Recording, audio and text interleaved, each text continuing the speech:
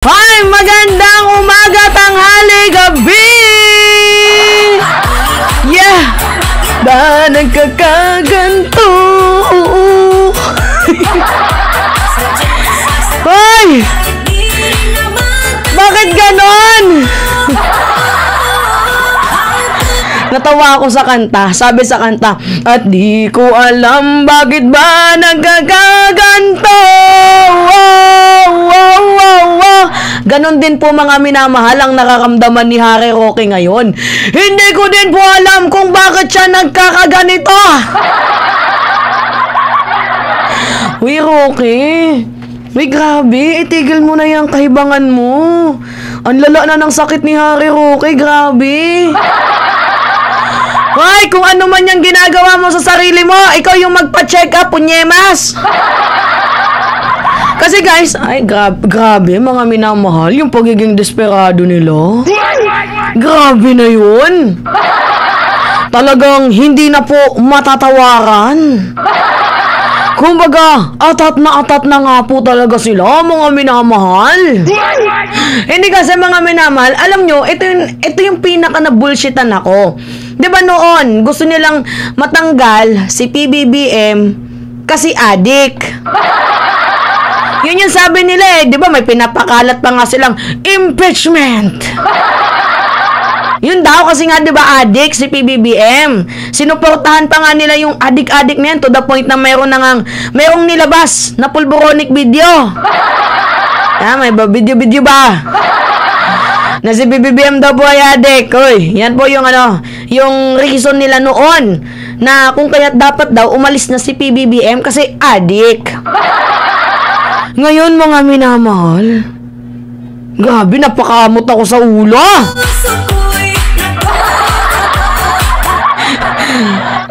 Swak na swak yung kanta mga minamahal. Ang puso ko'y nagdurugoy. Nako, Roque! Ito kasi yun mga minamahal. After nila ng pulboronic video, nagbago ang kanilang script. To the point na bago na po.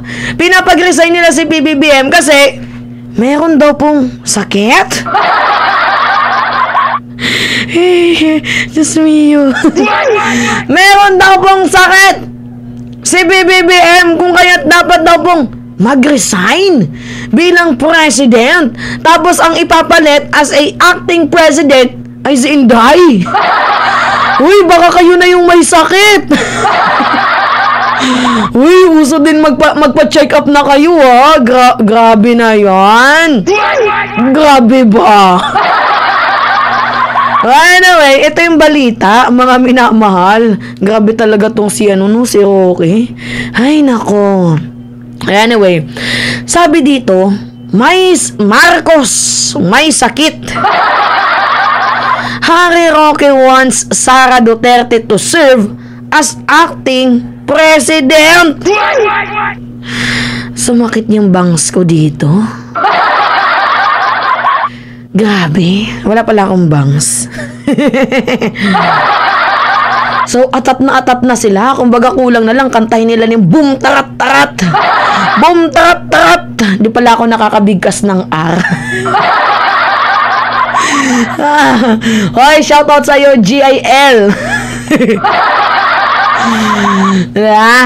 Jill Review, parehas tayong hindi nakakabigkas ng R. Rar. Roque.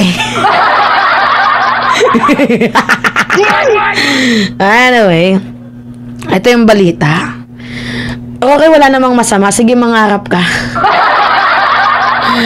Former presidential spokesperson Harry Roque has proposed that Vice President Sara Duterte take over the presidency in an acting capacity as he raised the prospect of the President Marcos having a chronic illness. Wow, hindi ka na pala ngayon lawyer. Hindi ka na pala former spokesperson. Isa ka na din palang doktora. Kasi ang tanong dito mga minamahal, paano niya nalaman na may sakit? Diba? Doktor ka ba? Hindi, ako'y nagtatanong lang ha. Paano niya nalaman na may sakit? Natatrack mo ba yung katawan ng ating presidente? Abay, buti ka pa. Alam mo na may sakit si PBBM. Buti ka pa. Alam mo na may sakit si PBBM. Samantalang si PBBM, hindi niya alam kung ano yung pinagbibintang mo. Hindi ito yung nakakapagtaka. Paano niya na-access kung meron man? So, ay no, nawala namang sakit ito. Baka si Digong yung may sakit. Oo, si Digong yung may sakit, oy. Kasi pinapacheck up na ninyo sa Singapore. Tantado. Lakas ng tama ni... Okay, magbago ka na. Magbago ka na. Okay. In his August 10 column for the Philippine Star, Roque said Marcos must prove. Si PBBM pa mismo yung magpo-prove kung may sakit siya o hindi. Eh di baliktad yung utak mo, Roque. Uy, may tama ka na. Si PBBM pa mismo yung magpo-prove na may sakit siya. Eh samantalang ikaw yung may allegation. Naku, Roque, tama na. Tama na po, Roque. Nagmumukha ka ng sinto-sinto niyan. Punye, mas.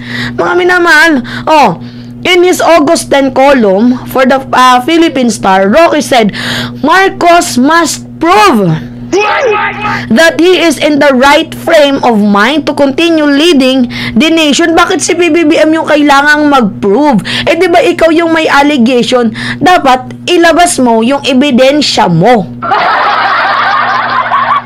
Roque. Ay, kulang-kulang talaga tong si Roque. Ano ba yan?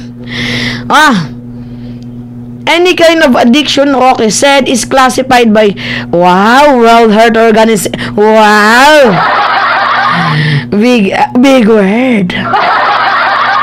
So, lahat daw ng klase ng pag-a-addict, nililabel po daw ng World Health Organization as a chronic disease. Eh, ibig sabihin, addict ka din. Ibig sabihin, may chronic disease ka din. Kasi sakit yan yung pagiging yung pagiging addict ninyo na mapatalsik si PBBM. Yung addiction nyo na pagiging desperado, sakit din yun. Uy, baka ikaw yung kailangan mo nang magpa-check up, okay? Kailangan mo, nako, linawin mo yung sarili mo, okay? Grabe na yun, okay? Wawa naman si Roque. Kaloka. Parang ako yung naiiyak dito kay Harry Roque sa sa kanyang mga pinaggagawa. Di ba siya nahihiya? Ay, nako. If indeed he is saddled by a chronic illness, bakit mo nasabi may chronic illness? Paano mo nasabing may chronic illness? Yun yung tanong dito. Nakakasama mo ba si PBBM? Katabi mo ba siya palagi? Kasi kung yung basihan ninyo is yung pulburon, malabo. Dahil unang-una, hindi naman po sapat yung ebidensya ninyo. Diba? Hey, if indeed he is saddled by a chronic illness or health disorder, I respectfully suggest that he allows the constitutional successor to take over in an acting capacity. He knows his current vice president is not power hungry. Ay, hindi niya daan. Sabi ni Roque, alam niyo naman yung BP namin ay hindi naman po uhaw sa kapangyarihan. Otherwise, she would not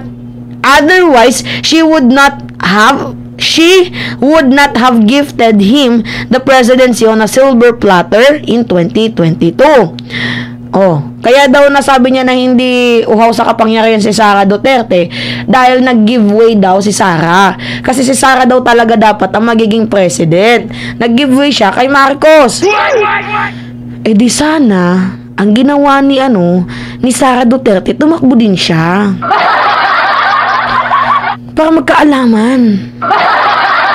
Oh, Marcos can return to his duties as a president upon regaining his full health. Hindi mo pa nga napapatunayan na may chronic illness si PBBM.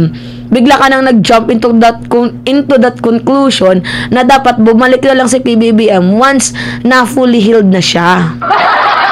Hindi mo pa nga napapatunayan na may adik ka ba? Nanggigigil ako sa'yo. Hindi mo ba nga napapatunayan na may sakit? Nandyan ka na. Sa conclusion mo na bumalik ka na lang kapag okay na yung katawan mo. Ikaw ata yung may kulang-kulang sa pag-iisip, no? Grabe na tong si Rocky.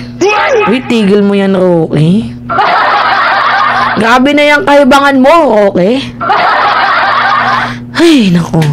Iba talaga yung mga desperado, no? Duterte has grown critical of the Marcos administration since resigning as Secretary of the Department of Education in June. In a statement August 9, the Vice President leaders should not be motivated by cash, cocaine, or champagne. Ay, motivated by cash. O, ibalik mo yung confidential funds. Basic. Diba? Alam niyo mga minamahal, itong kanilang mga ginagawang kadesperaduhan, sign po yan ng pagiging addict. Kasi nasa nasa peak na sila ng parang, yung utak nila lumilipad. Alam mo yung kanta, lumilipad na naman ang isip ko, Every time na walang issue, gumagawa sila ng issue. Gumagawa sila ng ingay. Sakit po yan, mga minamahal. Diba? Sakit yun. Grabe. Okay, magpagamot ka na. Kakahiya ka. Tigil mo na yan, kahibangan mo na yan. Di na tama yan. Diba? Diyos ko po, pare-pares lang kayo ni Digong. Ewan ko ba dito? Sobrang lakas ng tama ng mga hayop na to. Kung ano-ano na lang yung pumapasok sa kanilang mga pag-iisip. Ay, nako. Kulang lang kayo sa gamot. Yan, fentanyl pa. Kakapentanil nyo yan. Diba? Kaloka. Anyway, yun po guys. It's me again, si Mima Alicia nyo, at nagbabalik ulit para sa ating panibagong video. Sikip ang dibdib ko.